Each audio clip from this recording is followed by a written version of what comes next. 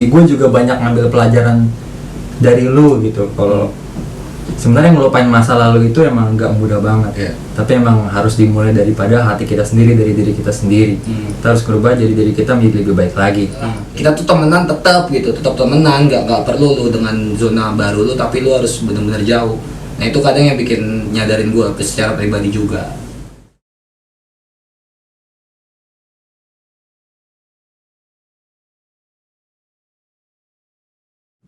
Jadi tadi kita udah dengerin ya ceritanya dari Barjun, pengalamannya, masa lalunya, ributnya juga.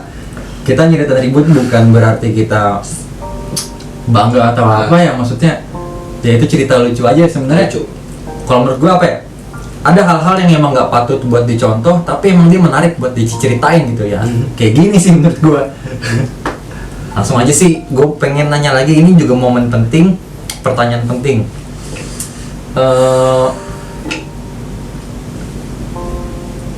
Jadi bisa gue akuin secara pribadi, lu itu dulu ya bandel banget, suram banget, gila dah pokoknya lu ya bandel dah. Nah sekarang kan lu udah beda banget ya, lu udah lulus kuliah, lu udah kerja, udah jauh banget dari kehidupan yang dulu. Lu pasti kan melewati lah fase-fase dimana susahnya keluar dari masa lalu itu. Gimana sih gue bisa ngelupain masa lalu itu? Apa emang lu masih ngelakuin masa lalu tapi lu bagi waktunya, atau memang lu benar-benar ninggalin langsung? Nah gue pengen tahu dan lu sharing ke teman-teman semuanya, gimana ya cara kita biar bisa keluar daripada masa lalu yang salah dan suram itu. Ya pertama emang agak susah sih, maksudnya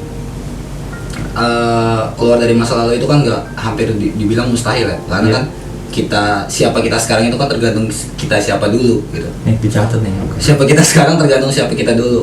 Nah pas gue masuk kampus, pertama gue masuk kampus tuh masih ke bawah banget. Jadi pas gue maba ya, masih so baru di kampus, ya itu banyak orang yang udah tahu gue sebelumnya. Barjun KR itu masuk UIN sekarang, masuk ekonomi segala macem. Dan itu nggak cuma di fakultas gue, di fakultas lain. Yang akhirnya ada sisi positif, ada sisi negatifnya. Sisi positifnya, gue banyak teman. Karena orang ngerasa tertarik gitu sama cerita lu. Iya, sama cerita gua, dan pengen temenan sama gua karena mungkin merasa bakalan ikut nanti dia bisa nyeritain lah ke teman-teman SMA-nya, mungkin gitu kali ya. Gua nggak tahu juga. Gua temenan sama Barjun nih sekarang, gua temenan sama dia, anak KR. Mungkin itu bisa diceritain ke mereka oleh mereka gitu ke teman-temannya. Dan sisi positif, sisi negatifnya banyak juga yang nggak suka sama gua. Nggak suka sama gua dalam artian orang-orang yang mungkin yang memang musuh bebuyutan atau pernah punya dendam sama gua gitu. Yang akhirnya yang gua tegur sapa aja tuh nggak pernah, dan dia banyak ngomongin gua di kampus, bilang gua inilah. Dan gua kan juga di kampus kan aktif organisasi. Salah satu black campaign orang-orang ke gua itu ya soal masa SMA gua. Black campaign itu apa sih? Kampanye gelap, maksudnya ngomongin bikin gua jadi pembusukan buat gua. Oke. Ya bikin jati diri gua nggak baik lah. Itu banyak juga yang kayak gitu. Dan akhirnya, dan emang susah juga.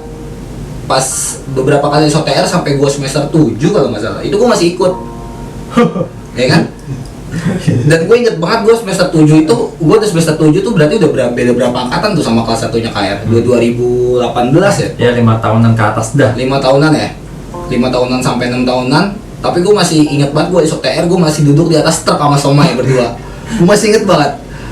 Ya masih ikut ribut segala macem.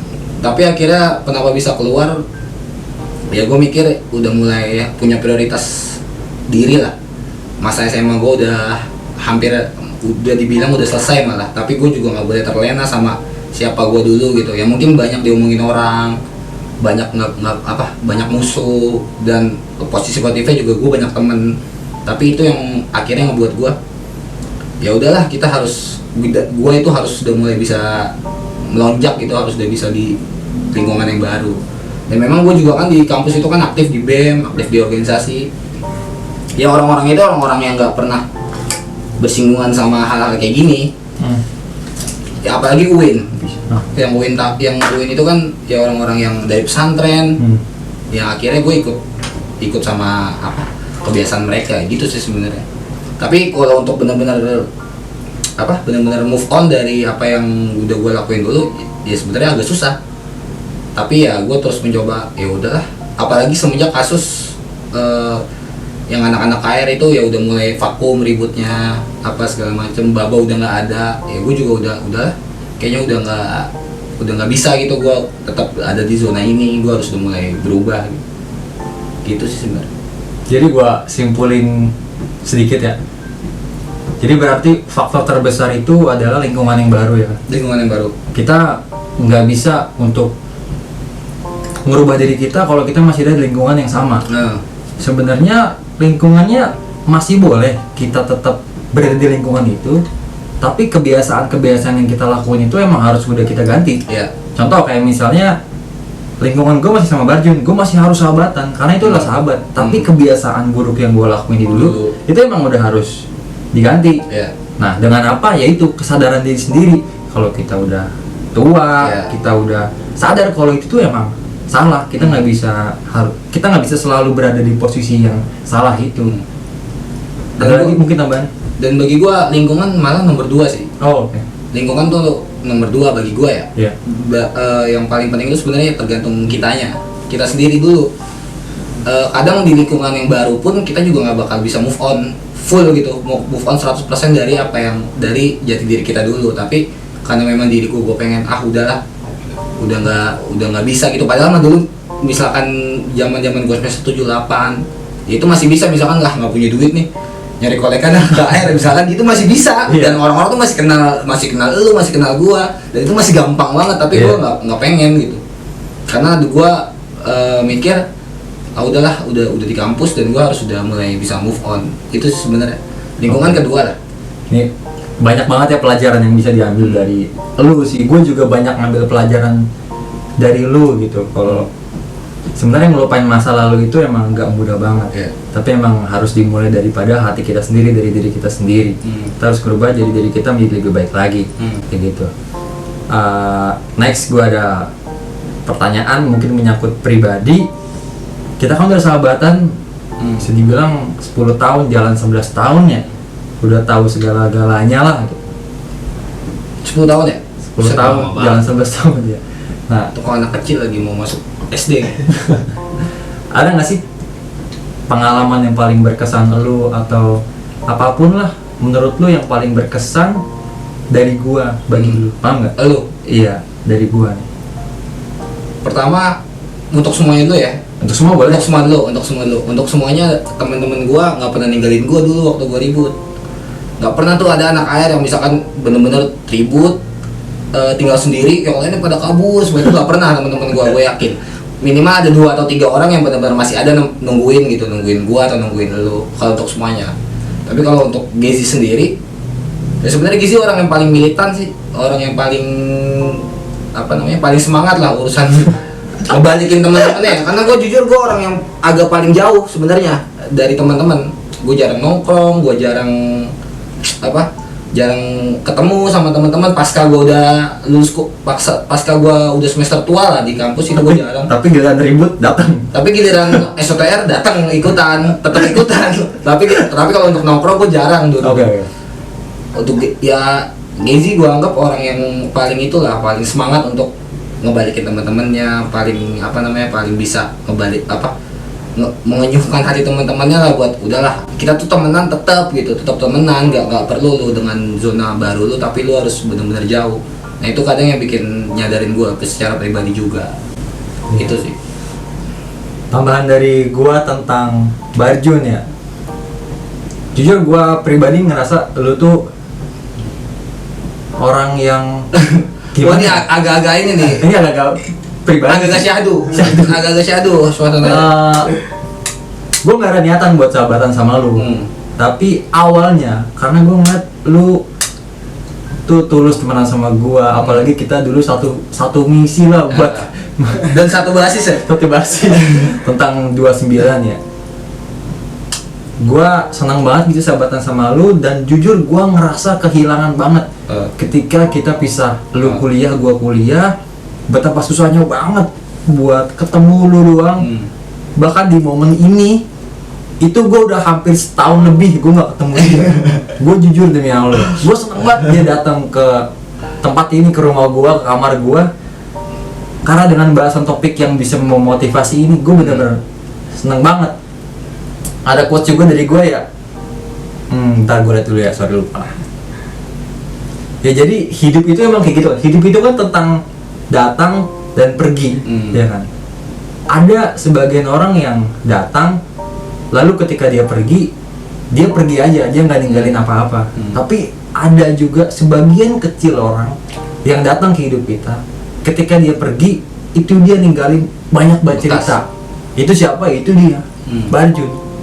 Dia udah pergi gitu. Mungkin gue juga udah pergi, tapi ceritanya tuh dan pribadi dia tuh masih ada di diri gue gitu. Ketika gue ketemu dia 2 tahun lagi, mungkin 10 tahun lagi, dia masih orang yang sama. Contoh sekarang nih, gue udah gak ketemu setahun 2 tahun, buset, dia masih sama aja. Kayak gitu, itu yang gue rasain dari Barjun. Mungkin kalian juga kalau bersahabat, ya itulah sahabatan, harus lu jaga sih. Iya. Jangan karena lu gak nongkrong lu musuhin. Setiap orang pasti punya alasan masing-masing. Kalau Buat positif, ngelakuin sesuatu apapun pasti punya alasan nah, sama orang. kalau positif lu dukung gitu. Dia lagi kuliah skripsi, lu dukung. Jangan karena lu udah kuliah sombong lu ngapain aja. Ya mungkin dia sibuk skripsi, mungkin dia sibuk kerja. Persahabatan lu dijaga dalam Mungkin hati. dia bukan orang yang dulu lu maksudnya gini, orang yang dulu lu kenal tapi kebiasaannya nggak kayak dulu gitu. Nah. Dan itu yang harus kita benar-benar kita pahamin teman kita tuh kayak gitu. Dan gua ngerasa gimana pun gua ya, bisa dibilang gua agak jahat lah sama teman-teman. Kurang open minded kalau masalah apa-apa. Gua kurang pun jarang respon urusan apa-apa. Tapi yang gua selalu sama teman-teman gua di 29 ya, dia itu selalu bisa menerima gua juga. Ya sekarang nih contohnya udah setahun gak pernah ketemu, tapi gua ketemu teman-teman lagi. Ya sifatnya dan sikapnya sama gua tuh masih sama aja, nggak berubah gitu. Itu yang masih gua anggap ya sebuah nilai lah buat gua. Kita tepuk tangan dengan dikit. Nih lanjut ya ke momen apa sih namanya? Yang berikutnya lah pokoknya. Oke, ini momen penting juga buat penonton, juga buat gue pribadi, juga buat narasumber sendiri. Lu pasti punya lah motivasi, atau lu pasti pengen lah ngebilangin ke anak-anak zaman sekarang. Menurut gua kalau di lingkungan gua anak-anak 29 sih sebenarnya setelah kita lulus dari KR, kita tetap nongkrong, itu anak-anaknya pada bener. Maksudnya ada yang kuliah, ada yang entah kerja lah. Dan sekarang misalkan teman-teman kita tuh udah pada ada di zona juga masing-masing. Jadi gua mencerminkan diri gue tuh bukan yang paling bagus gitu, bukan yang paling baik. Karena teman-teman gue juga nggak ada yang jadi preman, nggak ada yang jadi kriminal sekarang. Nah, kebanyakan orang itu yang dulunya sok jagoan, dulunya di SMA itu paling ngerasa hebat, itu sekarang malah mengintimidasi, malah merasa paling diakuin di tempat-tempat nongkrongan atau di SMA-nya. Jadi akhirnya dia nggak move on dari hidupnya gitu. Akhirnya dia cuma jadi kriminal, jadi pengangguran yang nggak jelas, jadi kuliah juga enggak, dan ya yang bisa dia banggakan itu cuma zaman-zaman SMA-nya. Nah itu yang bagi gua untuk semua teman-teman, untuk semua orang-orang yang nonton video ini, pelajar tuh khususnya pelajar, lu terserah waktu SMA tuh mau segimananya, karena itu proses pembentukan jati diri lu. Proses lu tuh siapa sih sebenarnya gitu. Lu tuh pengen banget dianggap, pengen banget jadi orang yang paling superior, pasti gitu kan pas SMA. Tapi tetap ingat gitu, ketika lu udah selesai SMA, masa itu tuh udah selesai gitu.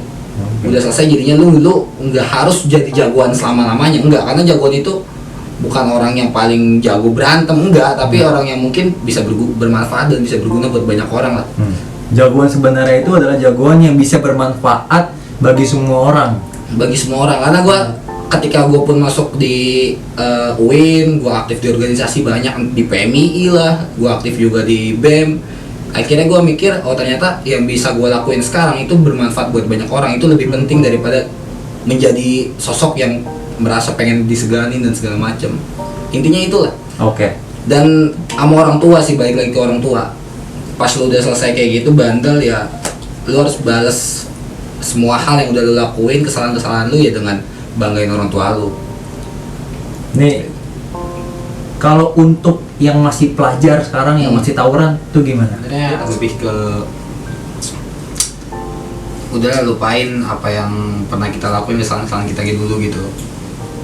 Kalaupun lu memang sekarang tawuran, ya kalau bisa jangan disesalin. Tapi yang belum tawuran, masih belum tahu apa tuh dunia tawuran, dunia ribut segala macam, kalau bisa jangan, karena ribut sekarang tuh udah beda gitu sama dulu. Udah nggak ada lagi zaman sekarang tuh kayak ribut tuh kayak kebiasaan gitu kan. Kayak dulu kan ya semua SMA Jakarta, apalagi di Jaksel lah, Jakarta Selatan, ya semua SMA tuh pasti berantem, nggak ada yang nggak berantem. Tapi kalau sekarang kan udah beda, orientasinya udah berantem tuh udah harus membunuh, harus punya korban dan segala macem. Ya intinya jadiin motivasi diri kita gitu sekarang, ketika kita udah lewatin masa-masa itu, ya jadi buat lebih maju aja. Jadi ya hidup nggak kayak gitu kok, lu tuh nggak harus terpuruk terus sama hidup lu yang dulu. Lu udah ikut tawuran tuh bukan berarti lu paling sampah, bukan berarti lu paling nggak benar, dan ya lu pasti bisa lebih baik lah, pasti akan bisa lebih baik ke depannya gitu. Dari Barjun tuh, berarti untuk pelajar zaman sekarang stop lah tawuran-tawuran pelajar, jangan ngelakuin hal yang udah kayak kita lakuin dulu. Nah, untuk yang belum ngelakuin jangan sampai ngelakuin. Iya, Nah, kalau buat bisa yang jangan sampai lakuin. buat yang udah ngelakuin, jangan lu nyesel atau merasa kecewa banget, tapi lu rubah diri lu untuk menjadi lebih baik lagi. Ada banyak cara kok, lu jadi aktif organisasi, lu bisa nyari kegiatan yang lebih bermanfaat lagi. Karena nongkrong nggak selalu tentang tawuran ya kan, nongkrong juga bisa ngasihin hal positif. Ya ada banyak lah. Kita tambah lagi mungkin. Pesan sih, gue minta doanya sama teman-teman. Gue tahun ini nih bulan Agustus ini insya Allah pengen S2. Kalau nggak di dalam negeri, ada lah tawaran di luar negeri, ya doain lah supaya gue bisa makin sukses, gue bisa makin baik, bisa berguna buat orang banyak lah, ya minimal bisa berguna buat orang sekitar gue, lingkungan gue gitu. Oke. Insya Allah. Itu aja untuk pertemuan kali ini sama Barjun nih yang udah banyak banget nge-request dia. Semoga bercerita tentang Barjun dan dari gue juga bisa berguna buat semuanya, diambil hikmahnya, diambil pelajaran dan pengalamannya. Mungkin kedepannya gue bakal undang dia lagi buat ngobrol-ngobrol tentang hal yang lainnya. Sampai jumpa aja di video yang berikutnya ya. Thank you banget waktunya. Yoi. See you. Anjing. Jagoan yang sebenarnya itu bukan dia yang paling jago berantem, tapi dia yang bisa menjadi berguna dan bermanfaat bagi banyak orang.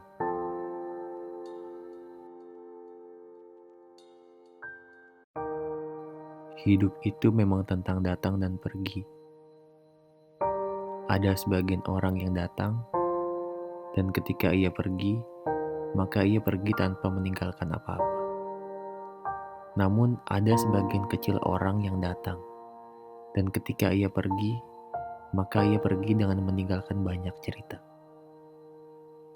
Itu arti sahabat yang sebenarnya.